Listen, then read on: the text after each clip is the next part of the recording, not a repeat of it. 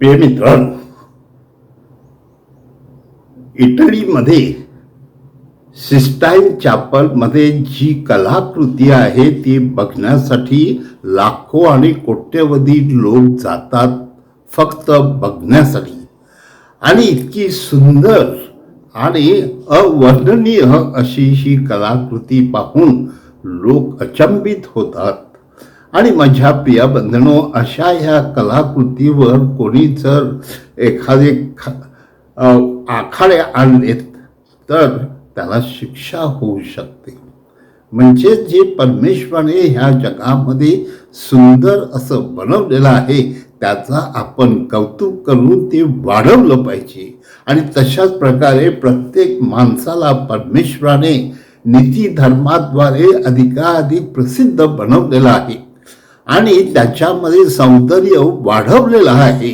आणि ते सौंदर्य बघण्यासाठी लोक आपल्याकडे येत असतात. आणि अशा परिस्थितीमध्ये आपण पाहतो की देवाला माणूस आवडतो, कारण तो देवाच्या प्रतिमेप्रमाणे आहे.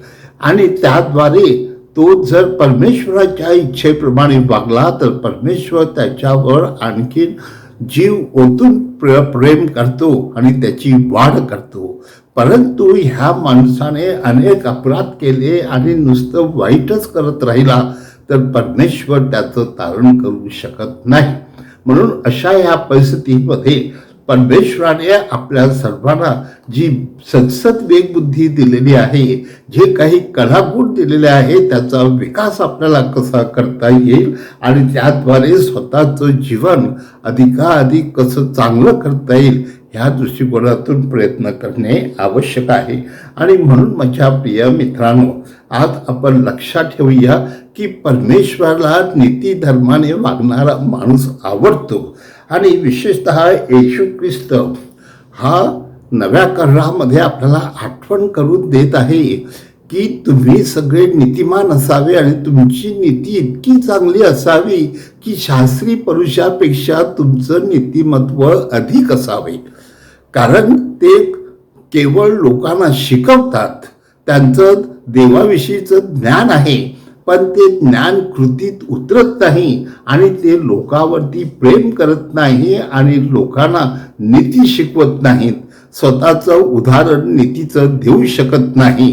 कारण प्रत्यक्ष जेव्हा तारणारा येतो ते तारणाऱ्याच्या विरुद्ध लोकांना भडकवतात आणि त्या तारणाऱ्याला खुसावट मारण्यासाठी ते तयार आहेत.